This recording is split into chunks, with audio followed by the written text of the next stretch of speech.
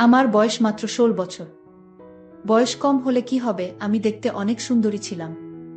পাড়ার ছেলেরা আমায় দেখে বাজে কথা বলতো। একদিন আমার মা নানা অসুস্থ হওয়াতে নানার বাড়ি চলে গেল।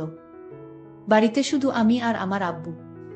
আব্বু বলল, আজ রাতে তোর রুমে একা ঘুমাতে হবে না, তুই আমার রুমে ঘুমাবি। আমি বললাম, ঠিক আছে বাবা। তারপর রাতে খিচুড়ির সাথে ওষুধ মিশিয়ে আমায় খাওয়ালো। তারপর আমার সাথে বাবা সারা রাত ধরে। আমি ভাবতেই পারছি না নিজের বাবা আমার সাথে। বাকি ঘটনাটি গল্পতেই বলছি। আমার নাম শিউলি, বয়স ১৬ বছর, ক্লাস 10-এ পড়ি। আমি আমার আব্বু আম্মুর বড় মেয়ে। আমার একটা ছোট ভাইও আছে, ওর বয়স ৪ বছর। আমার আম্মু আমার আব্বুর ৩ নম্বর স্ত্রী। আমার আব্বুর আগের ২ স্ত্রী তাদের বাচ্চা কাচ্চা নিয়ে আলাদা আলাদা থাকে। আব্বুর প্রথম স্ত্রীর ৪টা ছেলে আর দ্বিতীয় স্ত্রীর ২টি। সকলেই আমার থেকে বয়সে বড়। আব্বু প্রতি সপ্তাহে ২ দিন করে আমাদের বাড়িতে থাকেন। সপ্তাহের বাকি দিনগুলো ওনাকে ওনার অন্যদের বাড়িতে থাকতে হয়। ওনার খুব বড় কাপড়ের বিজনেস আছে। আমার বয়স ১৬ বছর হলেও এই বয়সেই আমার দেখতে অনেক লম্বা। গায়ের রংটাও ফর্সা। যখন আয়নায় নিজেকে দেখি তখন আমি নিজেই অবাক হয়ে ভাবি আমি এত সুন্দর। একদিন আমার আম্মুর আব্বু হঠাৎ করে অসুস্থ হয়ে পড়লেন। ওর বাড়ি থেকে সকালে ফোন করে জানানো হলো। খবর শুনেই আম্মু আমার ছোট ভাইকে নিয়ে তড়িঘড়ি করে তাকে দেখতে নার্সিংহোম বেরিয়ে গেলেন। আমি বাড়িতে একলা রইলাম। আম্মু দুপুরের দিকে আমাকে ফোন করে বললেন যে ওর আব্বুর অবস্থা খুব খারাপ, তাই আম্মু আগামী ২-৩ দিন হয়তো বাড়িতে ফিরতে পারবেন না। ওকে ওর আব্বুর বাড়িতে থাকতে হবে, আর প্রতিদিন নার্সিংহোম ঘর করতে হবে। আম্মু আমাকে আরও বললেন যে একটু আগেই তোর আব্বুর সাথে ফোনে কথা হয়েছে। তোর আব্বু কথা দিয়েছে যে আগামী ২-৩ দিন ও রাতে বাড়ি ফিরে আসবে। তোর কোনো চিন্তা নেই, তোকে রাতে একা থাকতে হবে না। তবে রান্না বান্নার ব্যবস্থা তোকেই করতে হবে। সকালে তোর আব্বুর জন্য খাবার আর দুপুরের টিফিনটাও তোকে বানিয়ে দিতে হবে। যদি বাজার দোকানের দরকার হয় তাহলে তোর আব্বুকে বলবি, তোর আব্বু ব্যবসায় যাবার আগে তোকে দরকার মতো বাজার দোকান করে দেবে। আম্মু জানতেন যে আমি যেটুকু রান্না বান্না জানি তাতে ২-৩ দিন কাজ চালিয়ে নিতে পারবো। রাতে আব্বু ব্যবাস থেকে ফেরার পর আমি আব্বুকে বললাম, আব্বু তোমাকে চা করে দেব। আব্বু বলল, তুই পারবি তো গ্যাস জ্বালিয়ে চা করতে? আমি হেসে বললাম, আমি এখন একটু একটু করে রান্না বান্না করা শুরু করেছি, কোনো অসুবিধা হবে না। আব্বু বলল, অসুবিধে হলে বলিস, তাহলে হোটেল থেকে খাবার এনে নেব। আমি আব্বুকে নিরস্ত করে বললাম, তার কোনো দরকার নেই, আমি সব পারব। আব্বু খুশি হয়ে আমার মাথায় হাত বুলিয়ে বাথরুমে ফ্রেশ হতে ঢুকল, আর আমি রান্নাঘরে চা করতে ঢুকলাম। আম্মু থাকলে আম্মুই আব্বুর জন্য চা করে। চা করতে গিয়ে মনে হলো আব্বু চায়ে কতটা চিনি খায় তা তো আমি জানি না। আমি তাই আব্বুর কাছে চামচ চিনি দেব সেটা জানতে বাথরুমের দিকে গেলাম। গিয়ে দেখি বাথরুমের দরজা খোলা। আব্বু কি যেন একটা করছে লুকিয়ে লুকিয়ে। আর একটু কাছে গিয়ে যা দেখালাম তাতে আমার চোখ চানাবড়া হয়ে গিয়েছে। দেখি আব্বু আমার জামাকাপড়টা ধুয়ে দিচ্ছে। আমি আব্বুকে বললাম, আব্বু তুমি আমার জামাকাপড় ধুয়ে দিচ্ছে কেন? আমি ধুতে পারবো, তোমাকে কষ্ট করতে হবে না। আমি হতবাক হয়ে গেলাম আব্বুর কাণ্ড দেখে। সরল মনে আব্বুকে ডেকে বললাম, আব্বু কি করছো কি তুমি? ওগুলো আমিও কাচতে পারবো তো? আব্বু বলল, ওগুলো থেকে তো ঘামের গন্ধ বের হচ্ছে। আব্বু প্রথমটায় কেমন যেন একটু থতমত খেয়ে গেল। আমি যে হঠাৎ এখানে চলে আসতে পারি তা হয়তো ভাবেনি।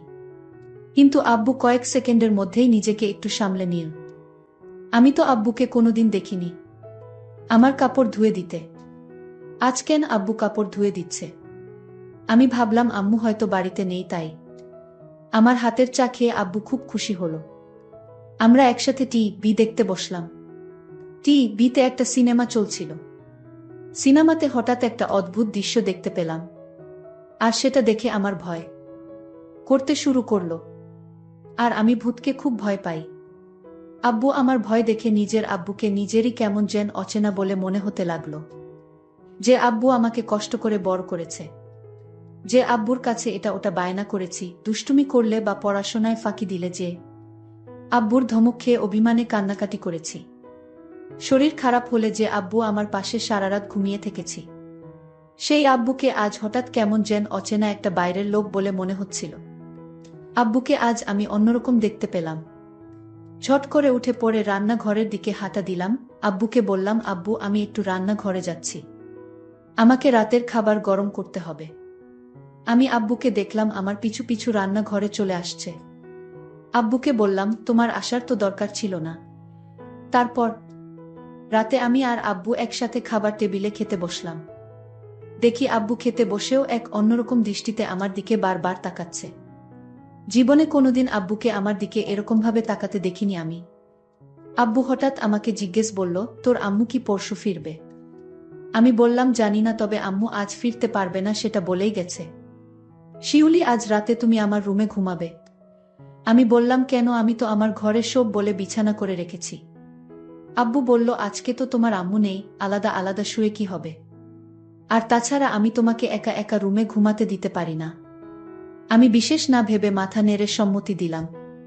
রাতে আমি আম্মুর শোবার ঘরে গিয়ে খাটে মশারি টাঙিয়ে শুয়ে পড়লাম। আব্বু তখন বাথরুমে। আব্বু বাথরুম থেকে ফিরে ঘরে ঢুকে দরজা বন্ধ করে দিল। আব্বু লাইট নিভিয়ে দিল। আমি বললাম, আব্বু নাইট বাল্বটা জ্বালাও না। আব্বু বলল, না থাক, আজ অন্ধকারই ভাল লাগছে। লাইট পুরোপুরি নিভে যেতে ঘরে অন্ধকার ছেয়ে এল আর আমি ঘুমিয়ে পড়লাম। আধ ঘন্টা পর হঠাৎ আমার ঘুম ভেঙে গেল। আমার কোনোভাবেই ঘুম আসছিল না। আমি লক্ষ্য করলাম আব্বু ঘুমায়নি। আব্বু এখনো জেগে আছে। আমি আব্বুকে বললাম, আব্বু তুমি এখনো ঘুমাওনি কেন? আব্বু তখন বলল, আমার ঘুম আসছে না মা। আব্বু বলল, তোর মায়ের কথা খুব মনে পড়ছে। আমি আব্বুকে বললাম, আব্বু একদিন হলো না আম্মু বাড়িতে নেই, আর তাতেই তুমি এত চিন্তিত হয়ে গেছো। আব্বুল বলল, মা আমি তোর মাকে অনেক ভালোবাসি। আমি আব্বুকে বললাম, শুধু আম্মুকে ভালোবাসো? আব্বু বলল, এই পরিবারের সবাইকেই ভালোবাসি, তবে তোকে একটু বেশি স্নেহ করি। জানো আব্বু, পাড়ার বদমাশ ছেলেগুলো মাঝে মাঝে আমার দিকে কেমন দৃষ্টিতে তাকিয়ে থাকে। এ কথা বলতেই আব্বু এরকম অদ্ভুত আচরণ করছিল, ঠিক বুঝতে পারছিলাম না। তাছাড়া আব্বু আমাকে এখন তুই তুই করে না বলে মাঝে মাঝেই তুমি তুমি করে কথা বলছিল। আব্বু, আমাকে তুমি এরকম করো না। তুমি আমার বাবা। আর তুমি আমাকে তুই তুই করে না বলে তুমি তুমি করেই বা কথা বলছো কেন? তোমাকে খাইয়ে পড়িয়ে অনেক স্নেহ ভালোবাসা দিয়ে বড় করেছি। অনেক টাকাও খরচ করেছি আমি তোমার পেছনে। আমি আজ তোমার কাছে এমন একটা জিনিস চাইবো, তুমি আমাকে দিবে মা? আমি আব্বুকে বললাম, আব্বু তুমি এভাবে বলছো কেন? আমি তোমার মেয়ে, আমি তোমার সব ইচ্ছা পূরণ করতে পারি। আব্বু তখন খুশি হয়ে বলল, মা সত্যি আমার একটা ইচ্ছা ছিল, সেটা তুমি পূরণ করবে। বাবা তুমি কেন ভয় করছো? আর আমি তোমার মেয়ে, আমার কাছে কোনো কিছু লজ্জা পেলে চলবে? তুমি বলো আমার কাছে কি চাও? বাবা তখন বলল, আচ্ছা মা, আমি তোমার আম্মুর সাথে যা করি আমি তোমার সাথে তা করতে চাই। তুমি কি তাতে রাজি? আব্বু তুমি এসব কি বলছো? আমি তোমার মেয়ে, আমি কি বড় হয়ে গেছি যে আমি তোমার সকল কথা রাখতে পারবো? আমি তো এখনো অনেক কিছু বুঝি না। আমি আব্বুকে বললাম, আব্বু আমি তোমার মেয়ে। আর তুমি কি বলছো এসব? আমি এই কথা কিছুতেই রাখতে পারবো না। আব্বু তখন কেঁদে বলল, তুমি যখন ছোট ছিলে তখন তোমার শরীর খারাপ হলে কত রাত আমি না ঘুমিয়ে জেগে থেকেছি জান। তুমি কত বায়না করেছো আমার কাছে। তোমার সব ইচ্ছা, বিভিন্ন গিফট সহ আমি কষ্ট করে তোমার আবদার পূরণ করেছি। আজ তোমার কাছে আমি একটা সামান্য জিনিস চাইছি, তা তুমি দিতে পারবা না মা। আমি বাবাকে বললাম, বাবা এটা সামান্য না, এটা কেউ দিতে পারবে না। আমি আমার মেয়েকে বললাম, তাহলে তুমি আমাকে এত বড় কষ্ট দিলে মুখে মুখে না করে দিলে তুমি? আমি জানতাম না আমার মেয়ে এতটা পাষাণ হতে পারে। আমি আমার বাবাকে বললাম, বাবা এটা কি করে সম্ভব তুমিই বলো। আর তোমার মতো বাবা আমি খুব কম দেখেছি। যেটা পারবো না সেই জিনিসের কথা কেন বললে বাবা?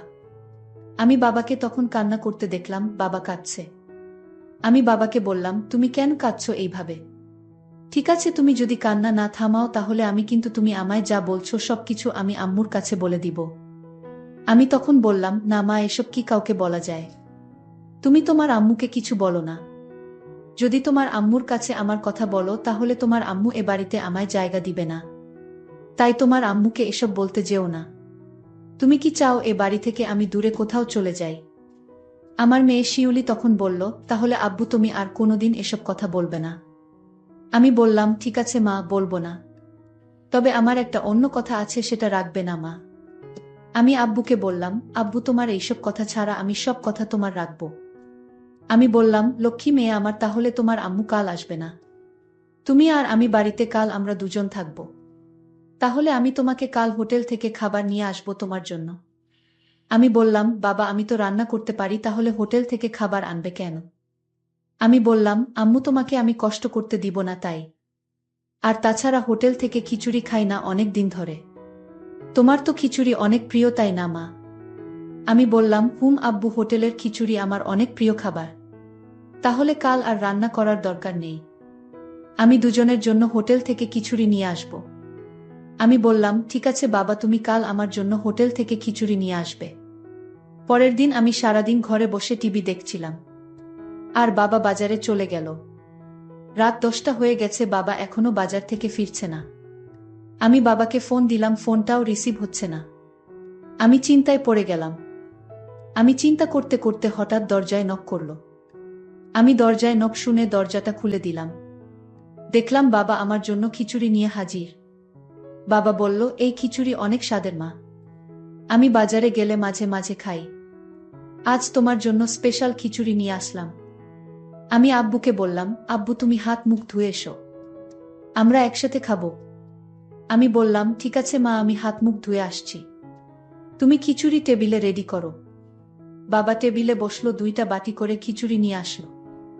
বাবা বলল, হঠাৎ বল মা, আমার শরীরটা খারাপ লাগছে, আমি এখন কিছু খেতে পারবো না, তুমি খেয়ে নাও। আমি বললাম, না বাবা, তোমার খেতে হবে, নইলে আমি খাবো না। বাবা বলল, মা আমি অনেক খুশি হলাম, কিন্তু আমার খেতে ইচ্ছা করছে না হঠাৎ কেন জানি। আমি খেতে পারবো না মা, তুমি সবটুকু খিচুড়ি খেয়ে নাও। মা যদি পারো তাহলে আমাকে 1 গ্লাস ঠান্ডা পানি দাও। বাবার এই মক্কল আমি বুঝতে পারিনি। আসলে বন্ধুরা, বাবা কেন খিচুড়ি খেতে চাইল না তা যদি তোমরা জানো তাহলে তোমাদের হুঁশ উড়ে যাবে। এই খিচুড়ি আমি খাবার পরে আমার কি হয়েছিল এবং বাবা আমার সাথে কি করছিল তা জানতে ভিডিওটি শেষ পর্যন্ত দেখতে থাকুন। আর ভিডিওর মধ্যেখানে একটা কথা বলতে চাই, আমি সবসময় তোমাদের জন্য খুব কষ্ট করে ভিডিও তৈরি করি। তাই ভিডিওতে কষ্ট করে একটি লাইক করে দাও, আর এরকম মজার মজার ভিডিও পেতে আমার চ্যানেলটিকে সাবস্ক্রাইব করে পাশে থাকবেন। যাই হোক বন্ধুরা, আমি সেই খিচুড়ি বাবার আদেশে খেয়ে নিলাম। খিচুড়িটা অনেক টেস্ট হয়েছে, আমার কাছে খুব ভালো লাগছিল, কিন্তু খিচুড়িটা খাওয়ার পর হঠাৎ আমার মাথাটা যেন জিন জিন করছিল। আমার চোখ দিয়ে অন্ধকার দেখতে পেলাম।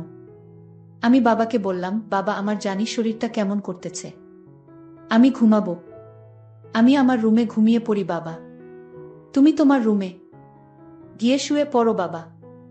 আমি মনে মনে বললাম, কাজ হয়ে গেছে। আমার মেয়ে তার রুমে গিয়ে শুয়ে পড়ল, আর দরজাটা লক করতে ভুলে গেছে আমার মাম্মি। আমার মেয়ে তখন বিছানায় শুয়ে পড়ল, শুয়ে পড়ার সাথে সাথে ঘুমিয়ে গেল। আমি গভীর রাতের জন্য অপেক্ষা করতেছিলাম। রাত যখন 2টা বাজে তখন আমি আমার মেয়ের রুমে গেলাম। তারপর তার বিছানায় বসলাম। দেখলাম আমার মেয়ে নিষ্পাপ শিশুর মতো ঘুমাচ্ছে।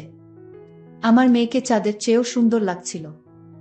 আমি আমার মনের অজান্তেই ভুল গিয়েছিলাম এটা আমার মেয়ে। আমি যখন আমার মেয়ের দিকে তাকিয়েছিলাম তখন দেখলাম মেয়ে আমার খুব শান্তিতে ঘুমাচ্ছে।